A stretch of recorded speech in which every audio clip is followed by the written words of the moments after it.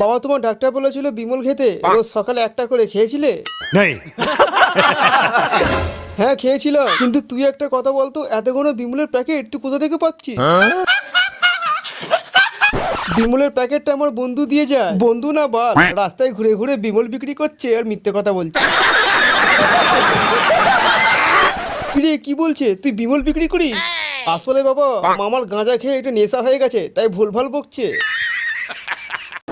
না জামাই বাবু, বিমলটা আমরা ছেলের বিক্রি করে না, করে ওর বন্ধু। কিন্তু ওর বন্ধুটা কিন্তু খুব ভালো, রোজে সকালে এক প্যাকেট করে বিমল দিয়ে যায়, কিন্তু টাকা নেয় না।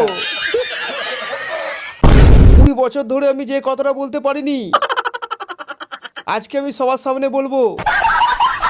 আচ্ছা, আমি যে কথাটা বলবো আমার তো মনে হচ্ছে আপনাদের কারোর বিশ্বাস হবে না। আমার বউ একটা মাতাল। বলেন কি? আমার বউ রোজে রাত্রিবেলা ফ্রিজ থেকে মদ বার করে একা বসে খায়। বিশ্বাস করি না। আমাকে একটুখানির জন্য আমাকে দেয় না, আপনারা জানেন? যখন তুমি আমাকে একটুখানি মদ খেতে দিলে না, তখন আমি চলে গেলাম প্রসেনজিতের বাড়ি। তখন প্রসেনজিৎ আমাকে চুল্লু খাওয়ালো। আর চুল্লুটা আমি একা খাইনি, সাথে আমার মেয়েও ছিল। প্রসেনজিৎ, তোকে আমি আর বিড়ি খাওয়াতে পারবো না। কেন পারবে না? কি হয়েছে? কেন তোর বউ কিছু বলিনি তোকে? না বলিনি। তাহলে আমি বলে দিচ্ছি।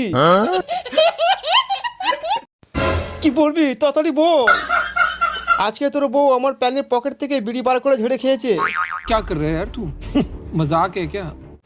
তোর তো বললে বিশ্বাস হবে না, তোর বৌদি নিজের চোখে দেখেছে ওকে বিড়ি চুরি করতে। क्या करूं फिर, जॉब छोड़ दूं?